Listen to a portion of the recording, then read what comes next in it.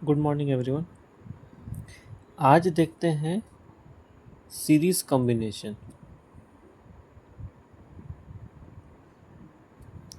Series combination क्या होता है? अब जैसे अगर रेसिस्टेंस देखते हैं, अगर दो या दो से ज़्यादा रेसिस्टेंस अगर सीरीज में लगा हुआ है, इसको कैसे कैलकुलेट करना है?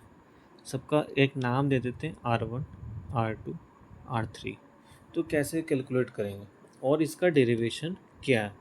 तो ये किसी एक सर्किट में किसी बैटरी से कनेक्टेड होगा। ठीक है, इस बैटरी से जो कनेक्टेड है, इसमें आपको देखना है ये मेरा टोटल वोल्टेज है। ओम्स लॉ कहता है कि V बराबर आई आर होना चाहिए, और एक पूरे लूप में टोटल जो है KVL के हिसाब से एनर्जी सेव रहता है। तो यहाँ से जितना टोटल चार्ज निकलेगा उतना ही यहाँ पे रिटर्न वापस आएगा, और जो चार्ज है, चार्ज ही मुझे बताता है कि करंट कितना होगा, क्योंकि करंट का मतलब होता है चार्ज बाई टाइम। तो जितना करंट जाएगा उतना ही करंट रिटर्न आएगा। इसका मतलब कि सीरीज़ में हर जगह मेरा करंट कांस्टेंट होगा, यहाँ भी कांस्टेंट, यहाँ जो सेम आई वैल्यू आएगा, क्योंकि एक ही यहाँ पे लाइन है, सब में से बराबर आना है। लेकिन हर जगह पे वोल्टेज ड्रॉप होगा, क्योंकि ओम्स लॉ में यही है, अगर दो पॉइंट्स के बीच में अगर वोल्टेज ड्रॉप है तो उसके बीच में जो करंट फ्लो करता है वो होता है मेरा V directly proportional to I। अगर वोल्टेज ड्रॉप है तो करंट फ्लो करेगा, और प्रोपोर्शनलिटी साइन हटाते हैं तो V equal to I R आता है। तो इसमें यहाँ का जो वोल्टेज बनेगा V1, यहाँ का बनेगा V2, यहाँ का बनेगा V3। इन तीनों को जोड़ने के बाद नेट मेरा V के इक्वल आना चाहिए, और इसी पे मेरा सीरीज कॉम्बिनेशन बनता है। तो V बराबर V1, V2 और V3 आएगा। क्यों ऐसा आ रहा है? क्योंकि जितना एनर्जी है यहाँ से इसमें से आ रहा है वो तीनों एनर्जी ड्रॉप के इक्वल होगा किसी भी लूप में। यही मेरा KVL भी है, किरचॉफ्स वोल्टेज लॉ, और ओम्स लॉ भी यही कहता है कि अगर वोल्टेज ड्रॉप है तो करंट जो फ्लो कर रहा है वोल्टेज के प्रोपोर्शनल है। तो इसमें अब सब वैल्यू डाल देते हैं। तो V बराबर जो टोटल V है, तो total current by total resistance होगा। ठीक है, V1 होगा I इंटू R1। क्यों? क्योंकि करंट तो सब में तो I ही जाएगा, लेकिन इसका रेसिस्टेंस कितना, R1। V2 होगा I इंटू R2, और V3 होगा I इंटू R3। अब इसमें से सब में करंट करंट सब में सेम दिख रहा है, सब में से अब कॉमन ले लेते हैं। तो R1, R2, R3, I cut गया, तो R का वैल्यू आया R1, R2, R3।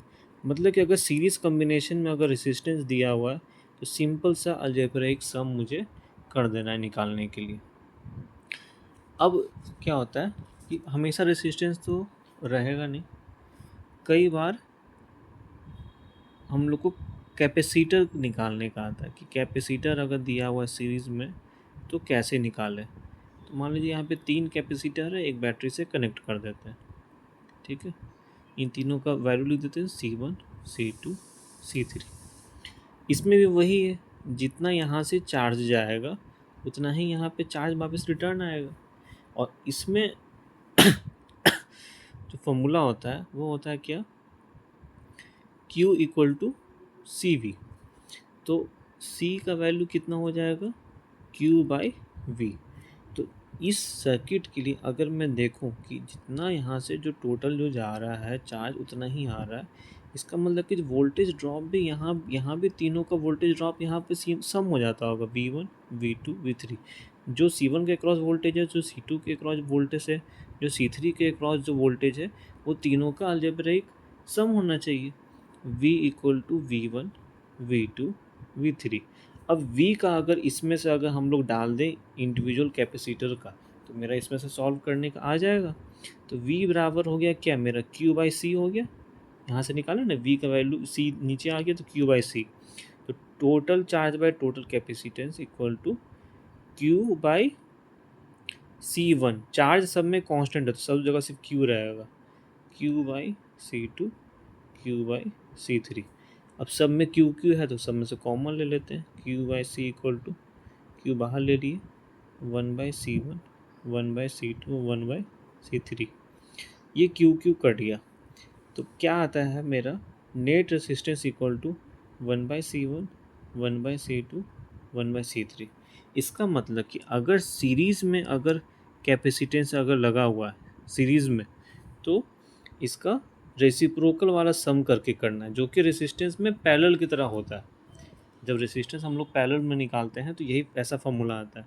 लेकिन सीरीज़ में रेसिस्टेंस सिंपल अलजेब्रिक सम, और सीरीज में कैपेसिटर अगर है तो रेसिप्रोकल वाला का सबका सम करना है। और ये इसका डेरिवेशन इस पे काम करना है कि जो नेट वोल्टेज होता है वो हमेशा सारा वोल्टेज ड्रॉप का सम होगा।